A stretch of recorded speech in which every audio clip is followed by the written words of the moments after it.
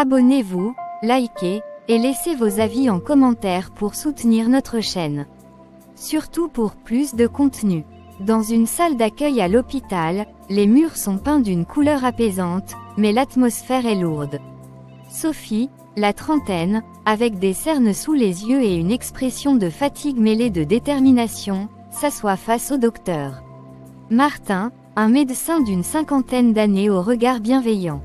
Vous savez, docteur, je suis venu ici aujourd'hui parce que je ne peux plus faire semblant. Chaque jour qui passe me semble être un combat. Je me réveille le matin en espérant que ce sera le jour où tout changera, mais rien ne change jamais.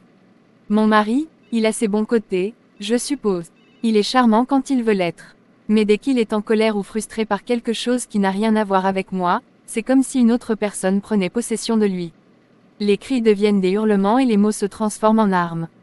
Sophie, je vous écoute attentivement et je tiens à vous dire que ce que vous ressentez est légitime. Ce que vous décrivez ressemble à un cycle de violence qui peut être extrêmement destructeur non seulement pour vous mais aussi pour vos enfants. Vous méritez d'être dans un environnement où vous vous sentez en sécurité et respecté. Avez-vous déjà pensé à ce que cela signifierait pour vous de quitter cette situation? Quitter, c'est une pensée qui me hante depuis des années.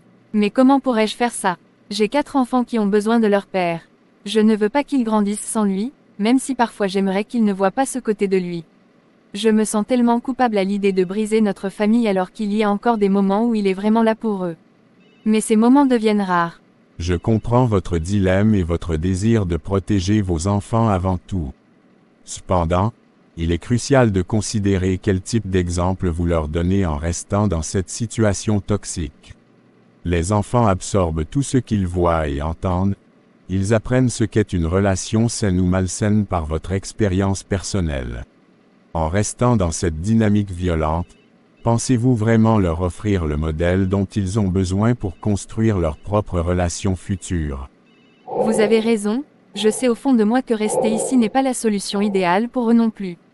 Mais j'ai peur des représailles s'ils découvrent mes intentions, peur du regard des autres, et puis... Comment vais-je subvenir aux besoins de mes enfants seuls? La peur est compréhensible dans votre situation, mais sachez qu'il existe des ressources et des soutiens disponibles pour les personnes comme vous qui cherchent à sortir d'un environnement abusif. Des refuges peuvent offrir non seulement un abri temporaire mais aussi un accompagnement psychologique et juridique pour faciliter la transition vers une vie plus sereine et épanouissante. Peut-être que c'est le moment où je dois penser à moi-même. Je suis fatiguée de subir des services corporels. Chaque jour les bastonnades et malheureusement devant les enfants. Jusqu'à voilà que cette fois, ces bastonnades m'ont conduit à l'hôpital. Et ça traumatise ces enfants. Mais peut-être que vous ne vous rendez pas compte. En tout cas, le dernier mot vous revient. Un salon sombre d'émotions et désordonné avec des documents de divorce au sol. Sophie, une femme épuisée, est assise sur le canapé, les yeux rivés sur une pile de papiers juridiques. Son ex-mari, Jean, debout près de la porte, les bras croisés, affiche un visage fermé et indifférent. Alors, c'est ça, tu signes les papiers et tu t'en vas, comme si rien de tout ça n'avait d'importance. Comme si nous n'avions jamais existé. Arrête de dramatiser, on savait tous les deux que ça ne marchait plus. Ne marchait plus, Jean, tu m'as ignoré pendant des années. Tu as traité nos enfants comme s'ils étaient invisibles. Et maintenant, tu agis comme si c'était moi la coupable. Je ne suis pas là pour refaire le passé. Les papiers sont là, signe-les et on en finit. Tu ne comprends pas, hein? Ce n'est pas juste une signature sur un bout de papier. C'est notre famille, nos enfants, tout ce qu'on a construit ensemble. Construit ensemble, tu rigoles. Tu as toujours tout fait à ta manière. Moi, je n'étais qu'un figurant dans ton petit monde parfait. Mon petit monde parfait, tu veux rire? J'ai tout fait pour tenir cette famille à bout de bras pendant que tu passais tes soirées dehors, à ne même pas répondre à mes appels. Arrête de jouer la victime, Marie. Tu as toujours su comment je suis. Si tu n'étais pas heureuse, tu n'avais qu'à partir avant. Je suis restée parce que je croyais que tu changerais. Parce que je voulais que nos enfants aient un père. Mais tu n'as jamais voulu changer, n'est-ce pas? Écoute, je ne suis pas là pour discuter. Signe les papiers, et on passe à autre chose. Tu es vraiment incapable de ressentir quoi que ce soit, hein? Tout ce temps, tout ce que j'ai enduré, et tu ne vois même pas ce que tu as fait. Je ne suis pas le méchant de l'histoire. On a juste fait des choix différents. Différent. Tu as choisi de nous abandonner, Jean. Tu as choisi de ne pas être là pour tes enfants, pour moi. Je ne vais pas rester là à écouter ça. Signe les papiers, et on en parle plus. Tu sais quoi, je vais les signer, pas pour toi, mais pour moi. Pour mes enfants, parce qu'on mérite mieux que ça. Comme tu veux. Mais sache une chose, Jean. Un jour, tu vas regretter. Tu vas regarder en arrière et te rendre compte de tout ce que tu as perdu. Un café animé en milieu de journée. Marie et son amie Sophie sont assises à une table. Marie, les yeux rougis, ses mains tremblantes. Sophie, attentive, pose une main réconfortante sur ses émotions en lui accordant une écoute active qui lui permet de désinvestir ses peines. Marie, ma chérie, je ne peux plus faire semblant de ne rien voir. Tes yeux sont rouges et gonflés, tu tiens cette tasse comme si ta vie en dépendait, et il y a cette aura de tristesse qui t'entoure, comme un voile que tu ne peux plus cacher. Je sais qu'il y a quelque chose de grave qui se passe, et je suis terriblement inquiète. Nous sommes amis depuis tellement longtemps, j'ai toujours été là pour toi, et tu as toujours été là pour moi. Alors, je t'en supplie, laisse-moi être là pour toi maintenant. N'essaie pas de me protéger, de me ménager. Dis-moi ce qui te ronge, ce qui te fait souffrir à ce point. Je suis prête à entendre ce que tu as à dire, aussi difficile que ce soit. Tu es la meilleure amie qu'on puisse rêver d'avoir, je sais que tu es toujours là pour moi, mais cette fois, c'est différent. C'est comme si j'étais prise dans une spirale infernale, un tourbillon de tristesse et de désespoir qui m'aspire vers le fond. Je n'arrive plus à trouver la force de me battre, de me relever. Je me sens tellement épuisée, tellement vidée de toute énergie. Chaque jour est une lutte, chaque sourire un effort. Je me demande comment je vais faire pour continuer, pour tenir le coup. Et la pire des choses, c'est que je n'ose en parler à personne. J'ai tellement honte de ce qui se passe dans ma vie, de ce que je suis devenue. Marie, je comprends que tu aies honte, mais tu n'as absolument aucune raison de l'être. Tu es une femme incroyable, une mère formidable, une amie loyale. Tu as traversé tellement d'épreuves dans ta vie, tu as toujours su te relever, plus forte et plus déterminée que jamais. Ne laisse pas cette situation te définir, ne laisse pas le désespoir t'envahir. Tu as le droit d'être heureux, tu as le droit d'aspirer à une vie meilleure. Et je suis convaincue que tu as la force de changer les choses, de reprendre le contrôle de ta vie. Mais pour cela, il faut que tu te confies à moi, que tu me laisses t'aider. Ensemble, nous trouverons une solution, nous trouverons un chemin vers la lumière. Alors, s'il te plaît, Marie, dis-moi ce qui se passe. N'aie pas peur de me juger, de me décevoir. Je suis là pour toi, quoi qu'il arrive. D'accord, je vais te dire. Mais promets-moi de ne pas me juger, de ne pas me dire que je suis folle ou que j'exagère. Promets-moi juste de m'écouter, de me croire. Alors, voilà, mon mariage, c'est un enfer. Il y a toujours eu des tensions, des disputes, mais ces derniers temps, c'est devenu insupportable. Il est de plus en plus distant, de plus en plus critique. Il me rabaisse sans cesse, il me fait sentir inutile, incapable. Il me dit que je suis moche, que je suis grosse, que je suis une mauvaise mère. Il me fait douter de tout, de moi-même, de mes capacités, de ma valeur. Et le pire, c'est que je commence à le croire. Je me sens tellement moche, tellement insignifiant. C'est abominable ce que tu me racontes. Ton mari est un monstre, un tyran qui se nourrit de ta souffrance. Comment peut-il te dire des choses pareilles? Comment peut-il te faire sentir aussi mal? Tu es une femme magnifique, à l'intérieur comme à l'extérieur. Tu es intelligent, talentueux, drôle, généreuse. Tu as tellement de qualités, tellement de choses à offrir au monde. Et je refuse de croire que tu laisses cet homme te détruire, te faire perdre confiance en toi. Tu vaux tellement mieux que ça, Marie. Tu mérites d'être aimée, respectée, valorisée. Tu mérites d'être heureuse. Et je suis convaincue que tu peux trouver ce bonheur, loin de cet homme toxique. Mais pour cela, il faut que tu prennes conscience de ta propre valeur, que tu te libères de son emprise. Mais comment faire? J'ai 4 enfants à charge, je n'ai pas de travail, je n'ai pas d'argent. Je suis complètement dépendante de lui. Et puis, il y a la peur de la solitude. J'ai tellement peur de me retrouver seule, de ne pas être capable de m'en sortir. J'ai tellement peur de l'avenir, de ce qui m'attend. Et surtout, j'ai peur de faire du mal aux enfants. Je ne veux pas les priver de leur père, je ne veux pas briser leur famille. Je me sens tellement tiraillée, tellement déchirée. Je comprends tes peurs, tes inquiétudes. C'est normal d'avoir peur de l'inconnu, de ce qui t'attend. Mais tu ne peux pas laisser la peur te paralyser, te empêcher d'agir. Tu dois penser à toi, à ton bonheur, à ton bien-être. Et tes enfants, ils seront plus heureux si tu es heureuse. Ils préfèrent avoir une mère épanouie, même si ça implique des changements, plutôt qu'une mère malheureuse, qui se sacrifie pour eux. Quant à la question financière, il existe des solutions. Tu peux demander de l'aide à ta famille, à tes amis, à des associations. Tu peux chercher un travail, suivre une formation. Tu n'es pas obligée de rester dépendante de lui. Et je serai là pour te soutenir, pour te donner un coup de main, pour te rappeler à quel point tu es formidable. Tu crois que c'est possible? Tu crois que je peux vraiment m'en sortir? Tu crois que je peux trouver le bonheur, après tout ça? J'en suis absolument certaine. Je crois en toi, je crois en ta force, je crois en ta capacité à surmonter toutes les épreuves. Tu es une femme exceptionnelle, et tu mérites tout le bonheur du monde. Il faut juste que tu prennes la décision de changer les choses, que tu te donnes les moyens d'y parvenir. Et je serai là, à tes côtés, à chaque étape du chemin. Je te promets que tu ne seras jamais seule. Alors, Marie, qu'est-ce que tu en dis? Es-tu prête à te battre pour ton bonheur? Es-tu prête à reprendre le contrôle de ta vie? Oui, je suis prête. Je ne sais pas comment je vais faire, mais je suis prête. Je suis fatiguée d'avoir peur, d'avoir honte, d'être malheureuse. Je veux une vie meilleure, pour moi, pour mes enfants. Je veux être heureux, Sophie. Je veux enfin vivre. C'est la meilleure décision que tu aies jamais prise, Marie. Je suis tellement fière de toi. Ensemble, nous allons trouver un plan, nous allons mettre en place une stratégie, et nous allons te permettre de te libérer de cet homme toxique et de reconstruire ta vie. Je te promets que tu ne le regretteras pas. Tu vas voir, Marie, le bonheur t'attend. Il est juste au coin de la rue.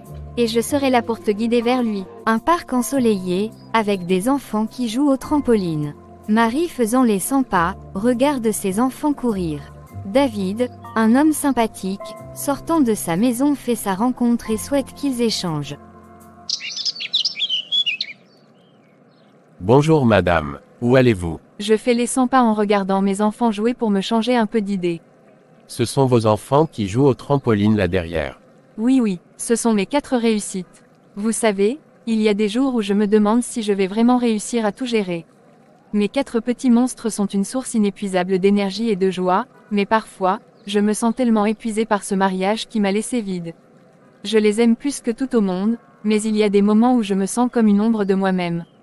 Je suis ici dans ce parc pour leur donner un peu de liberté et de bonheur, mais en même temps, je ne peux m'empêcher de penser à tout ce que j'ai traversé. C'est comme si chaque éclat de rire résonnait avec une mélancolie sous-jacente que je ne peux pas ignorer. Et vous savez quoi, parfois, j'aimerais juste pouvoir m'asseoir tranquillement sans être constamment en train de surveiller mes enfants ou de penser aux responsabilités qui m'attendent à la maison. Je comprends parfaitement ce que vous ressentez. La parentalité est une aventure magnifique mais aussi incroyablement exigeante. J'ai moi-même 2 enfants et il y a des jours où l'on se demande si l'on va tenir le coup face aux défis quotidiens. On veut être présent pour eux, leur offrir le meilleur tout en jonglant avec nos propres émotions et nos luttes personnelles. Vous avez mentionné votre mariage toxique. Cela doit être lourd à porter. Parfois, on se sent piégé dans une routine qui nous étouffe lentement sans qu'on s'en rende compte jusqu'à ce qu'il soit trop tard. Mais sachez que même dans les moments les plus sombres, il y a toujours une lumière quelque part, peut-être pas là où on l'attendait, mais elle existe bel et bien. Et c'est souvent dans ces instants inattendus que l'on trouve la force dont on avait besoin pour avancer. Oui, c'est vrai que j'essaie d'être forte pour eux. Mais parfois j'ai l'impression d'être sur le point de craquer sous la pression constante d'un passé qui refuse de me lâcher prise. Chaque sourire qu'ils affichent me rappelle pourquoi je continue à me battre jour après jour, pourtant cette lutte intérieure est épuisante. Je veux leur montrer qu'il est possible d'être heureux malgré les épreuves, mais comment faire quand soi-même on se sent si perdu? J'aimerais tant pouvoir partager mes pensées sans crainte d'être jugé ou incompris, comme si chaque mot prononcé était un poids supplémentaire sur mes épaules déjà chargées. Vous n'êtes pas seul dans cette lutte, beaucoup ressentent cette pression écrasante du quotidien et du passé qui pèse sur leurs épaules comme une chape de plomb. Il est essentiel d'avoir quelqu'un avec qui partager ses pensées sombres et ses peurs inavouées, cela peut vraiment alléger le fardeau émotionnel que vous portez depuis trop longtemps maintenant. Avez-vous déjà pensé à parler à quelqu'un? Un ami proche ou même un professionnel pourrait vous aider à mettre des mots sur vos émotions et trouver des moyens constructifs pour avancer vers la guérison personnelle tout en étant là pour vos enfants. Oui, j'ai mon amie Marie, une amie de longue date très aimante, toujours prête à me prêter son épaule pour que je puisse pleurer. C'est très bien, nos histoires sont similaires. Je souhaite que nous restons en contact. Comme ça on pourrait se soutenir mutuellement. D'accord, sans souci. Bonne journée à vous. Ok, meilleure journée. Un petit restaurant intime, éclairé par la lumière foujour. Marie et David sont attablés, avec leur délicieux repas devant eux. Marie, hésitante, commence à partager des détails sur son passé difficile. Tu sais, David, je ne sais pas par où commencer. Ma vie avant de te rencontrer, c'était comme un long tunnel sans lumière. J'ai l'impression d'avoir vécu des années dans un brouillard, où chaque jour était une bataille pour garder la tête hors de l'eau. J'étais mariée, tu le sais déjà, mais ce que tu ne sais pas, c'est à quel point c'était toxique. J'ai passé des années à me mentir à moi-même, à me convaincre que ça allait s'arranger, que c'était juste une phase. Mais en réalité, c'était une prison dont je ne savais même pas comment m'échapper. Sophie, je ne peux même pas imaginer ce que tu as traversé. Mais je suis là maintenant, et je t'écoute. Tu n'as pas besoin de tout dire d'un coup, prends ton temps. Je veux comprendre, vraiment comprendre. C'est juste que, j'ai l'impression d'avoir gaspillé tant d'années. J'ai eu 4 enfants avec lui, 4 merveilles qui sont ma raison de vivre. Mais chaque jour, je me demandais comment j'allais leur donner une vie normale alors que je ne savais même pas ce que c'était, une vie normale. Je me souviens des nuits où je pleurais en silence, de peur qu'ils entendent. Je ne voulais pas qu'ils voient leur mère brisée. Mais je l'étais, complètement brisée. Tu n'es pas brisée, Marie. Tu es incroyablement forte. Regarde tout ce que tu as enduré, et pourtant, tu es là, avec moi, en train de partager ça. C'est une preuve de courage, pas de faiblesse. Et tes enfants, ils doivent être fiers de toi, même si tu ne le vois pas encore. Tu es trop gentil, David. Parfois, je me demande si je mérite tout ça, si je mérite d'être heureuse après tout ce temps. J'ai l'impression d'avoir porté ce poids si longtemps que je ne sais même pas comment m'en débarrasser.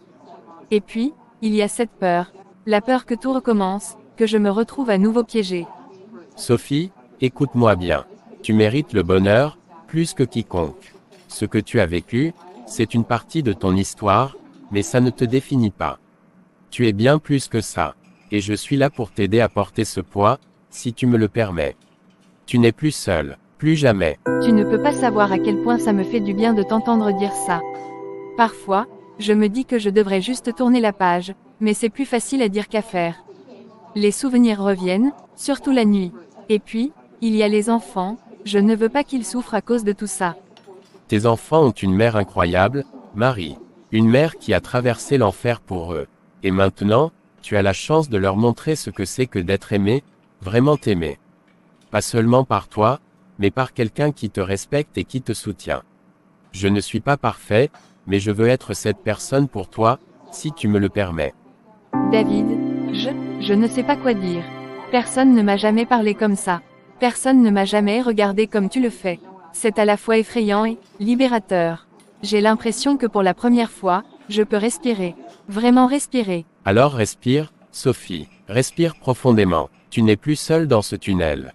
Je suis là, et je ne pars pas.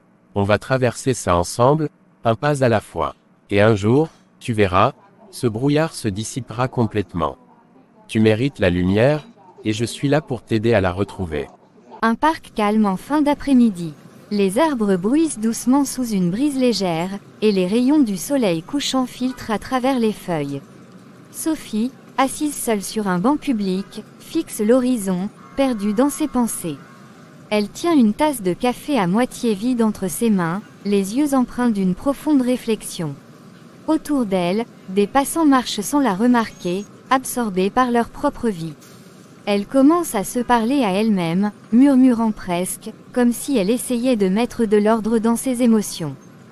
Est-ce que c'est normal, Sophie? Est-ce que c'est normal de penser à David comme ça, après tout ce que tu as vécu avec Jean? Après toutes ces années de cris, de silence, de larmes, après avoir cru que l'amour, c'était ça. Juste de la souffrance et de la solitude. Jean était censé être l'homme de ma vie. Celui avec qui j'allais vieillir, élever nos enfants, partager mes rêves. Mais au lieu de ça, il a pris tout ce que j'avais à donner et n'a rien rendu en retour. Rien. Et maintenant, il y a David. David, qui me regarde comme si j'étais la seule personne dans la pièce. David, qui écoute quand je parle, qui rit avec moi, qui me fait me sentir vivante. Mais est-ce que c'est normal? Est-ce que c'est normal de vouloir recommencer? De vouloir croire que l'amour, cette fois, ce sera différent? Je me dis que je suis folle. Que je devrais me protéger, rester seule, ne plus jamais prendre ce risque. Après tout, je connais le prix à payer, non. Mais David n'est pas Jean. Il ne me fait pas sentir invisible. Il ne me fait pas sentir comme si j'étais un fardeau. Avec lui, je me sens légère. Je me sens aimée. Mais est-ce que c'est juste une illusion? Est-ce que je me trompe encore? Et les enfants, qu'est-ce qu'ils vont penser? Est-ce que je leur fais du mal en laissant David entrer dans nos vies? Est-ce que je brise quelque chose en essayant de reconstruire? Je ne veux pas qu'ils souffrent. Je ne veux pas qu'ils croient que l'amour, c'est ça, une succession de déceptions et de nouveaux départs. Mais peut-être que justement, je leur montre quelque chose d'important. Que l'amour, ce n'est pas rester dans quelque chose qui nous détruit. Que l'amour, c'est avoir le courage de recommencer. De croire que le bonheur, ça existe. David n'est pas Jean. Et moi, je ne suis plus la même femme qu'avant. J'ai appris, j'ai grandi, j'ai survécu. Alors peut-être que c'est normal. Peut-être que c'est même nécessaire. Oui, c'est normal. Et c'est même plus que ça. C'est ce que je mérite. Une chambre à coucher, plongée dans la pénombre. Sophie est en face de David ayant regardé une photo de famille. David tente de comprendre son inquiétude. Je ne sais pas pourquoi je regarde cette photo. C'était il y a si longtemps, une époque où je croyais encore que tout pouvait s'arranger. Mais maintenant, quand je la regarde, tout ce que je vois, c'est le vide. Le vide dans mes yeux, dans mon sourire. J'étais là, physiquement, mais je n'étais pas vraiment présente. Pas pour moi, pas pour eux. Et ça me dévore, David. Ça me dévore de savoir que j'ai laissé mes enfants grandir dans cette atmosphère. Tu ne peux pas te juger si durement. Tu as fait de ton mieux dans une situation qui aurait brisé n'importe qui. Et regarde tes enfants aujourd'hui, ils sont heureux, épanouis, et c'est grâce à toi. Tu as été leur rocher, même quand tu pensais que tu ne tenais debout que par miracle. Tu ne vois pas à quel point tu es forte, mais moi, je le vois. Mais est-ce que c'était vraiment mon mieux? Est-ce que je n'aurais pas dû partir plus tôt, pour eux, pour moi? J'ai l'impression d'avoir volé des années de leur enfance, des années où ils auraient pu être vraiment heureux, au lieu de grandir dans cette tension constante. Et maintenant que je commence à croire que je mérite le bonheur, j'ai peur. Peur que tout ça ne soit qu'une illusion, que je ne sois pas capable de vraiment changer, de vraiment être heureuse. Écoute-moi, tu ne peux pas revenir en arrière, et tu ne peux pas continuer à te punir pour des décisions que tu as prises dans un contexte où tu étais seul, épuisé, et manipulé. Ce qui compte, c'est ce que tu fais maintenant. Et ce que tu fais maintenant, c'est te battre pour toi et pour tes enfants. Tu leur donnes un foyer rempli d'amour, de rire, et de sécurité. Et ça, c'est tout ce qui compte. Mais et si je n'y arrive pas, David? Et si je finis par tout gâcher à nouveau? Je ne veux pas que mes enfants subissent encore une fois les conséquences de mes erreurs. Et je ne veux pas que toi, que tu sois pris dans tout ça. Tu mérites tellement mieux que ça. Tu ne gâcheras rien, parce que tu n'es plus seul. Tu as des gens qui t'aiment, qui te soutiennent, et qui croient en toi. Tes enfants, moi, nous sommes là pour toi. Et tu ne dois pas porter ça toute seule. C'est ça, l'amour. C'est ça, la famille. On est là les uns pour les autres, dans les bons moments comme dans les moments difficiles. Mais comment est-ce que je peux être sûr que je mérite tout ça? Comment est-ce que je peux être sûr que je ne vais pas tout détruire à nouveau? J'ai tellement peur, David. Tellement peur de faire les mêmes erreurs, de laisser mes peurs prendre le dessus, de tout perdre. Écoute-moi bien, tu mérites tout ça. Tu mérites d'être aimée, d'être heureuse, d'avoir une vie remplie de rire et de moments précieux. Et tu ne vas pas tout détruire, parce que tu n'es plus la même personne qu'avant. Tu as grandi, tu as appris, et tu as trouvé la force de te battre pour toi et pour tes enfants. Et je suis là pour te rappeler tout ça, chaque jour, si c'est ce dont tu as besoin. Je ne sais pas comment te remercier. Tu es tellement patient, tellement présent. Parfois, j'ai l'impression que je ne pourrai jamais te rendre tout ce que tu me donnes. Et ça me fait peur aussi. Peur de ne pas être à la hauteur, de ne pas être capable de t'aimer comme tu mérites d'être aimé. Tu n'as pas à me rendre quoi que ce soit. L'amour, ce n'est pas une transaction. C'est un choix, et j'ai choisi de t'aimer, toi, avec tout ce que tu es. Tes peurs, tes doutes, tes forces, tes faiblesses, tout ça fait partie de toi, et c'est tout ça que j'aime. Alors ne t'inquiète pas pour être à la hauteur. Tu l'es déjà, et tu l'as toujours été. Je ne sais pas ce que j'ai fait pour mériter quelqu'un comme toi dans ma vie. Mais je te promets de faire tout ce que je peux pour être la personne que tu mérites. Pour mes enfants, pour toi, Et pour moi, je ne veux plus laisser mes peurs me contrôler. Je veux croire en nous, en notre avenir. C'est tout ce que je veux, Sophie. Croire en nous, ensemble. Et peu importe ce qui nous attend, on le traversera ensemble.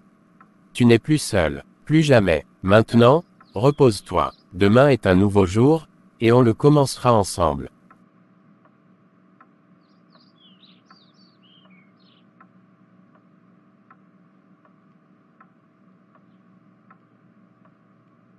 Une cuisine chaleureuse, avec des dessins d'enfants accrochés au frigo. Marie et David préparent le dîner ensemble, riant et échangeant des regards complices. Les enfants jouent dans le salon. Regarde cette photo, ou ancienne photo de famille aujourd'hui. C'était il y a si longtemps, une époque où je croyais encore que tout pouvait s'arranger. Mais maintenant, quand je la regarde, tout ce que je vois, c'est le vide. Le vide dans mes yeux, dans mon sourire. J'étais là, physiquement, mais je n'étais pas vraiment présente. Pas pour moi, pas pour eux. Et ça me dévore, David. Ça me dévore de savoir que j'ai laissé mes enfants grandir dans cette atmosphère. Tu sais, David, je n'aurais jamais imaginé que préparer un simple dîner pourrait être aussi agréable. Avant, c'était toujours une corvée, quelque chose que je faisais machinalement, sans vraiment y penser. Mais là, avec toi, c'est différent. C'est comme si chaque geste avait un sens, comme si chaque instant comptait vraiment. C'est peut-être parce que tu as enfin quelqu'un pour te voler des morceaux de carottes pendant que tu épluches. Il lui lance un regard malicieux. Mais sérieusement, Marie, c'est ça que je veux. Ces moments simples, ces rires, cette complicité. C'est ce qui fait que la vie vaut la peine d'être vécue. Et je suis heureux que ce soit avec toi. Tu as toujours les mots justes, toi. C'est étrange, tu sais. J'ai l'impression que tu vois des choses en moi que je ne vois pas moi-même. Comme si tu avais une sorte de radar pour détecter tout ce que j'essaie de cacher. Et pourtant, au lieu de fuir, tu restes. Tu restes, et tu me fais me sentir importante. Sophie, tu es importante. Plus que tu ne le réalises. Et ce n'est pas un radar, c'est juste que je te vois. Vraiment, pas seulement la femme forte qui a traversé tant d'épreuves, mais aussi la femme douce, drôle et incroyablement généreuse que tu es. Et ces petites choses que tu penses cacher, ce sont elles qui te rendent unique. Je ne veux pas que tu les caches. Pas avec moi.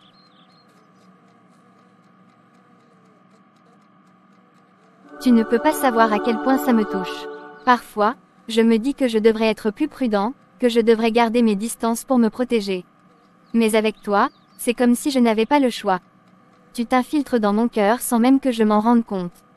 Et le pire, c'est que je ne veux pas que ça s'arrête. Pourquoi est-ce que tu penses que c'est le pire? Parce que ça te fait peur. Parce que tu as l'impression que tu ne mérites pas d'être heureux. Marie, tu mérites tout ça et plus encore. Et je ne vais nulle part. Je suis là, et je veux être celui qui te montre à quel point tu es précieux. Pas seulement pour moi, mais pour toi-même. Tu as raison, ça me fait peur. Mais pas pour les raisons que tu penses. Ce n'est pas que je ne crois pas en toi, ou en nous. C'est juste que, j'ai tellement l'habitude de devoir tout porter seul que l'idée de partager ce poids, de vraiment compter sur quelqu'un, c'est à la fois libérateur et terrifiant. Et si je m'habitue à ça? Et si un jour tu n'es plus là? Je ne peux pas te promettre que la vie sera toujours facile. Mais je peux te promettre une chose, je ne vais pas disparaître. Je suis là parce que je veux être là, parce que tu es la personne avec qui je veux partager ces moments, ces rires, ces dîners préparés à la va-vite. Et si un jour tu as peur, si tu as l'impression que tout va s'effondrer, je serai là pour te rappeler que tu n'es pas seul. Plus jamais. Tu es vraiment incroyable, tu sais ça. Je ne sais pas ce que j'ai fait pour mériter quelqu'un comme toi dans ma vie. Mais je suis tellement reconnaissante que tu sois là. Et pas seulement pour moi, mais pour mes enfants aussi. Ils t'adorent, tu le sais. Hier, Emma m'a demandé si tu allais rester pour toujours. J'ai dit que je ne savais pas, mais j'aimerais bien que ce soit le cas.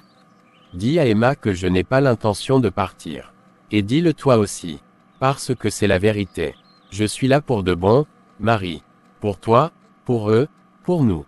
Et chaque jour, je veux te montrer à quel point tu es aimé, à quel point vous êtes tous aimés. Parce que c'est ça, la famille. Et c'est ce que je veux construire avec toi. David, je ne sais pas quoi dire. Juste, merci. Merci d'être là, merci de me voir, merci de m'aimer comme tu le fais. Tu as changé ma vie, et je ne pourrai jamais assez te remercier pour ça. Tu n'as pas à me remercier, Marie. Tout ce que je veux, c'est te voir heureux. Et si je peux être une petite partie de ce bonheur, alors je suis le plus chanceux des hommes. Maintenant, allons finir ce dîner avant que les enfants ne commencent à se demander pourquoi on met autant de temps. Tu as raison. Et après, on pourrait peut-être regarder un film tous ensemble. Les enfants adorent quand tu racontes des histoires pendant les scènes d'action. Elle sourit, les yeux brillants. Tu fais vraiment partie de la famille, tu sais. C'est tout ce que je veux, Marie. Faire partie de votre famille. Et je te promets de faire tout ce que je peux pour mériter cette place, chaque jour. Maintenant, allons-y avant que les pâtes ne refroidissent. À l'école des enfants, Jean, l'ex-mari de Sophie, l'attend près des casiers des enfants, l'air furieux. Sophie, calme mais déterminée, s'approche pour lui parler. Alors, c'est comme ça que tu gères les choses maintenant. Tu me caches mes enfants, tu changes les règles sans même me prévenir. Qui tu crois être, Marie? Tu penses que tu peux tout décider toute seule. Ces enfants sont aussi les miens, et tu n'as pas le droit de me les prendre. Jean, je ne t'ai jamais caché les enfants. Ils étaient chez moi cette semaine, comme convenu dans l'accord que nous avons signé. Et si tu veux discuter des arrangements, on peut le faire, mais pas ici, pas maintenant. Pas devant eux, ils ne méritent pas d'être mêlés à nos disputes. Oh, bien sûr, la parfaite petite mère qui pense à tout. Mais tu oublies une chose, Sophie, je suis leur père. Et je ne vais pas te laisser me rabaisser, me traiter comme si je n'existais pas. Tu as toujours été comme ça, à vouloir tout contrôler, à décider de tout sans même me demander mon avis. Jean, ce n'est pas une question de contrôle. C'est une question de ce qui est le mieux pour eux. Et je ne vais pas m'excuser de vouloir protéger mes enfants. Si tu veux discuter des arrangements, je suis prête à le faire, mais pas comme ça. Pas avec des cris et des accusations. Ils méritent mieux que ça. Nous méritons mieux que ça. Tu ne vas pas me faire la leçon, Sophie. Tu n'es pas parfaite, loin de là. Tu crois que tu es une bonne mère, mais regarde-toi. Tu as emmené un autre homme dans ta vie, tu as bouleversé leur quotidien, et tu oses me parler de ce qui est le mieux pour eux. Tu es hypocrite. Jean, je ne prétends pas être parfaite. J'ai fait des erreurs, et je le sais. Mais je fais de mon mieux pour donner à nos enfants un environnement stable et aimant. Et oui, David fait partie de ma vie maintenant, mais il ne remplace personne. Il est là pour moi, et pour eux, quand ils en ont besoin. Et si tu veux vraiment ce qui est le mieux pour eux, tu devrais te concentrer sur ça, au lieu de chercher à me blesser. Tu ne comprends pas, tu ne comprends pas ce que ça fait de voir quelqu'un d'autre prendre ma place. Ces enfants, c'est tout ce qui me reste, et tu es en train de me les voler. Tu les manipules, tu leur montes la tête contre moi, et tu oses me parler de ce qui est le mieux pour eux. Jean, je ne les manipule pas. Je ne leur ai jamais parlé de toi de manière négative, et je ne le ferai jamais. Ils t'aiment, et ça ne changera pas. Mais ce que tu fais là, en ce moment, ça ne les aide pas. Si tu veux vraiment être présent pour eux, alors sois présent. Sois là pour eux, pas pour te battre avec moi. Parce que chaque fois que tu fais ça, ce sont eux qui en souffrent. Tu crois que c'est si simple, que je peux juste oublier tout ce qui s'est passé et jouer les pères parfaits. Tu as tout gâché, Marie. Tout. Et maintenant, tu veux que je fasse comme si tout allait bien. Je ne te demande pas d'oublier, Jean. Je te demande de penser à eux. À ce dont ils ont besoin. Parce que peu importe ce qui s'est passé entre nous, ils méritent d'avoir leurs deux parents dans leur vie. Et si tu veux vraiment être là pour eux, alors il faut que tu travailles sur toi-même. Pour eux, pas pour moi, pas pour toi. Pour eux. Je ne sais pas comment faire. Tout est si compliqué maintenant. Je ne veux pas les perdre, Sophie. Je ne veux pas les perdre. Tu ne les perdras pas, Jean. Pas si tu fais ce qu'il faut. Mais ça commence par arrêter de te battre contre moi, et de te concentrer sur eux. On peut trouver un moyen de faire ça ensemble, pour eux. Mais il faut que tu sois prêt à faire des efforts. Pour eux. Je ne te promets rien, Marie. Mais, je vais essayer. Pour eux. Surtout tu dois me les envoyer constamment pour qu'on passe les week-ends ensemble. Un parc calme, en fin d'après-midi. Les arbres bruissent doucement sous une légère brise. Jean, l'ex-mari de Marie, se tient près d'un banc, l'air tendu et agité. David, calme mais déterminé, s'approche après avoir reçu un message de Jean demandant à le voir. Les deux hommes se font face, les regards chargés d'émotion. Alors, c'est toi le nouveau héros, celui qui a tout réparé, qui a sauvé Marie et les enfants. Tu te prends pour qui, exactement? Tu crois que tu peux débarquer et tout changer comme ça. Je ne me prends pour personne, Jean. Et je ne suis pas là pour jouer les sauveurs. Je suis là parce que j'aime Marie, et que j'aime ses enfants. Je ne suis pas venu pour effacer qui que ce soit, mais pour construire quelque chose de nouveau avec eux. Quelque chose de sain. Sain, tu veux dire que ce que j'ai fait, ce que j'ai été, c'était malsain. Tu ne sais même pas de quoi tu parles. Tu ne sais pas ce qu'on a traversé, Sophie et moi. Tu ne sais pas ce que j'ai enduré. Je ne prétends pas tout savoir, Jean. Mais je sais une chose, Sophie et les enfants méritent d'être heureux. Et si tu les aimes vraiment, tu devrais vouloir la même chose. Ce n'est pas une compétition. Ce n'est pas toi contre moi. C'est eux qui comptent. Tu crois que c'est si simple, que je peux juste les laisser partir et dire, tant pis. Ces enfants, c'est tout ce qui me reste. Et Sophie, elle a été ma femme pendant des années. Tu ne peux pas comprendre ce que ça fait de tout perdre. Je ne suis pas là pour te prendre quoi que ce soit, Jean. Je suis là pour soutenir Sophie et les enfants. Et si tu veux vraiment être présent pour eux, alors sois présent. Mais pas comme ça, pas avec de la colère et des reproches. Ils ont besoin de stabilité, d'amour, pas de drame. Tu ne vas pas me faire la leçon, David. Tu ne sais pas ce que j'ai vécu, ce que j'ai ressenti. Tu ne sais pas ce que c'est que de se battre pour sa famille, pour essayer de tout réparer, et de se rendre compte que c'est trop tard. Je ne prétends pas tout savoir, Jean, mais je sais une chose, la colère et la rancœur ne mènent à rien. Si tu veux vraiment être là pour tes enfants, alors il faut que tu travailles sur toi-même. Pour eux, pas pour moi, pas pour Marie. Pour eux, je ne sais pas comment faire. Tout est si compliqué maintenant. Je ne veux pas les perdre, David. Je ne veux pas les perdre. Tu ne les perdras pas, Jean. Pas si tu fais ce qu'il faut. Mais ça commence par arrêter de te battre contre moi, et de te concentrer sur eux. On peut trouver un moyen de faire ça ensemble, pour eux. Mais il faut que tu sois prêt à faire des efforts. Pour eux, je ne te promets rien, David. Mais, je vais essayer. Pour eux, c'est tout ce que je demande, Jean. Fais-le pour eux. Une plage déserte au coucher du soleil.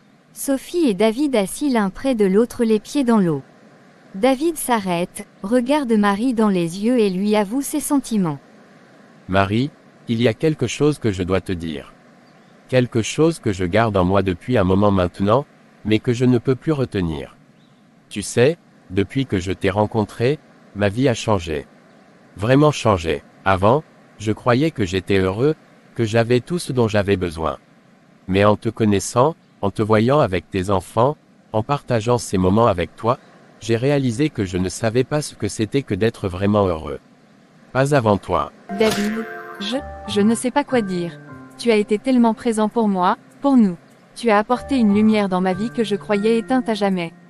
Mais je ne veux pas que tu penses que tu dois me sauver, ou quoi que ce soit. Je ne veux pas être un fardeau pour toi. Tu n'es pas un fardeau.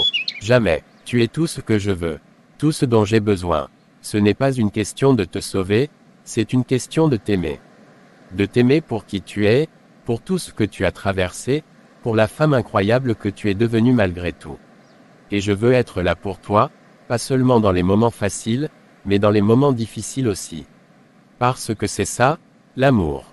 C'est être là, peu importe ce qui arrive. David, tu ne peux pas savoir à quel point ça me touche. J'ai tellement peur, parfois. Peur de me laisser aller, peur de croire que je mérite tout ça. Mais quand je suis avec toi, ces peurs s'estompent. Tu me fais me sentir en sécurité, aimé, comme je ne l'ai jamais été auparavant. Et ça signifie tout pour moi.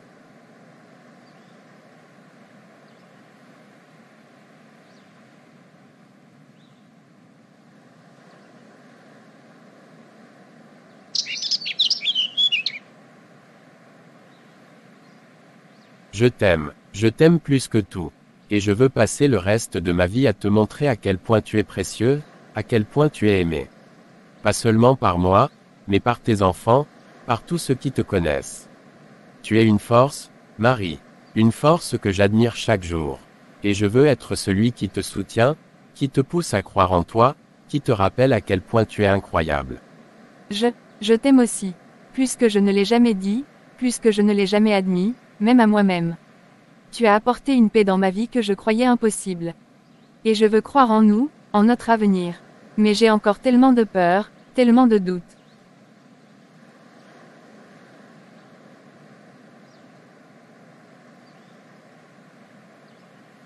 Tes peurs, tes doutes, ils font partie de toi, et je les accepte.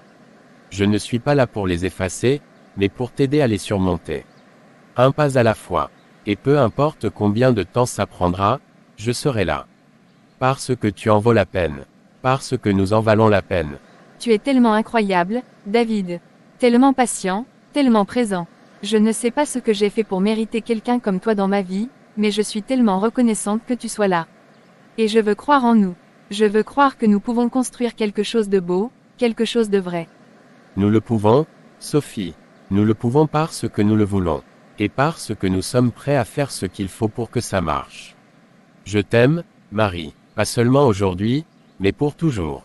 Et je veux passer chaque jour à te le montrer, à te le prouver. Je t'aime aussi, David. Plus que tout. Et je veux croire en nous, en notre amour, en notre avenir. Parce que tu es mon âme sœur, et je ne veux plus jamais te laisser partir. Tu ne me perdras jamais, Marie. Je suis là pour de bon.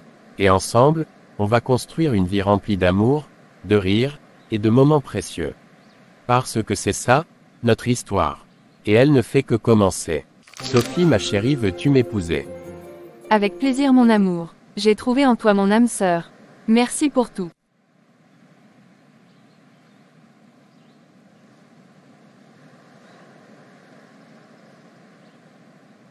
Dans le salon, après le retour de Sophie et David de la plage. Les enfants jouent à un jeu de société pendant que Marie et David s'apprêtent à faire le goûter. L'ambiance est joyeuse, mais un des enfants, Lucas, le plus âgé, semble préoccupé. Il finit par se lever et s'approcher de Sophie, sa mère. Maman, est-ce que je peux te parler? En privé. Alors, mon grand, qu'est-ce qui se passe? Tu as l'air un peu inquiet. Maman, est-ce que David va rester pour toujours? Parce que, je l'aime bien, tu sais. Il est gentil avec nous, et il te rend heureuse. Mais j'ai peur que ça change. Que tu te disputes avec lui comme tu le faisais avec papa. Lucas, mon chéri, je comprends que tu sois inquiet. Ce que tu as vécu avec ton papa et moi, c'était difficile, et je suis désolée que tu aies dû traverser ça. Mais David, c'est différent. On ne se dispute pas comme ça, et on essaie toujours de parler quand quelque chose ne va pas. Et je te promets que je fais tout pour que notre famille soit heureuse et en sécurité. Mais, et si ça ne marche pas?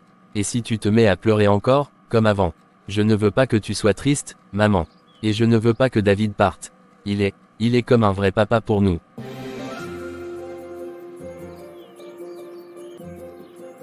Je t'aime mon trésor. Merci pour ton soutien inconditionnel. Je t'adore maman chérie. Un soir d'automne, dans le salon de Sophie, éclairé par des lampes tamisées. Des catalogues de mariage, des carnets et des tasses de thé sont éparpillés sur la table basse. Les enfants dorment à l'étage. Sophie et David, assis côte à côte sur le canapé, feuillettent des brochures, les doigts entrelacés. Je n'arrive toujours pas à croire qu'on en soit là. Planifier un mariage, c'est comme si une partie de moi refusait de réaliser que c'est vraiment en train d'arriver. Après toutes ces années à me dire que le bonheur n'était pas fait pour moi.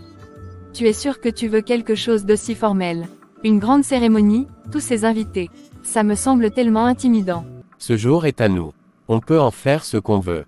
Si tu préfères une simple promesse échangée dans les bois, avec seulement les enfants et le vent comme témoins, c'est ça qu'on fera. Mais je veux que tu te sentes reine, que tu aies ce que tu désires vraiment, pas ce que tu crois devoir choisir par peur. Et regarde ça, des guirlandes de lumière, des fleurs sauvages. Ça te ressemble, simple, mais rayonnant. C'est vrai que c'est beau. Mais les enfants, je veux qu'ils se sentent inclus, pas juste invités. Lucas m'a demandé s'il pourrait marcher à mes côtés jusqu'à l'hôtel. Emma veut réciter un poème. Et les jumeaux, ils parlent de lancer des pétales depuis une semaine. Je ne veux pas que ça devienne un spectacle, mais je veux que ce soit leur jour autant que le nôtre.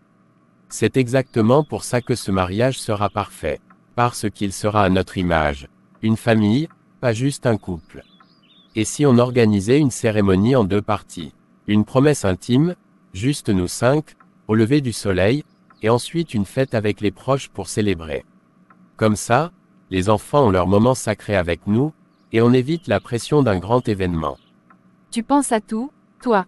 Parfois, je me demande ce que je t'ai apporté, à part un passé compliqué et 4 enfants à élever.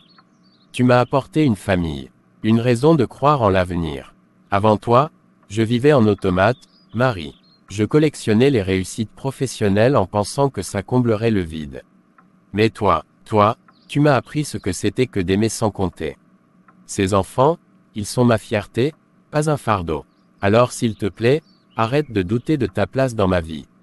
Parlons sérieusement, alors. La liste des invités. Ma famille. Ma mère va vouloir contrôler chaque détail, et mes sœurs vont chuchoter sur Jean.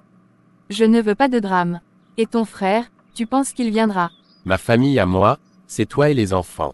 Mon frère et moi ne nous parlons plus depuis des années, et ça ne changera pas. Quant à ta mère, on peut lui donner une fausse heure de début pour qu'elle arrive après la cérémonie intime. Plus sérieusement, on fixe des règles. Ce jour est le nôtre. Personne n'a le droit de le gâcher. Tu es un génie. Et Jean, tu penses qu'on devrait l'inviter? Pour les enfants, ils ont le droit d'avoir leur père présent, même si. C'est à toi de décider. Mais s'il vient, ce sera sous condition. Pas d'alcool, pas de remarques, pas de scène. Et je serai là pour veiller sur toi et les enfants. Mais sache une chose, sa présence ou son absence ne définira pas notre bonheur. Ce jour est à nous. Tu as raison, comme toujours. Et pour les vœux, je ne sais pas si je pourrais parler sans pleurer. Alors on pleurera ensemble. Marie, je n'ai pas besoin de mots parfaits. Juste de toi, de ton cœur, de ta présence. Le reste, ce ne sont que des détails. Je t'aime, David, plus que tout. Et ce mariage, même s'il pleut, même si le gâteau s'effondre, même si ma mère critique ma robe, ce sera le plus beau jour de ma vie. Parce que ce sera astérisque notre jour. C'est tout ce qui compte. Maintenant, choisis ta couleur préférée avant que les enfants ne se réveillent et ne décident que tout doit être rose fluo. Trop tard, Emma a déjà essayé de glisser un post-it, paillettes, obligatoire, dans le cahier. Un nouveau départ pour la nouvelle famille. Dans une petite chapelle ensoleillée, décorée avec des fleurs. Marie, vêtue d'une robe simple mais élégante, et David, en costume, échangent des sourires et des regards remplis d'amour. Les enfants, habillés pour l'occasion, les entourent joyeusement.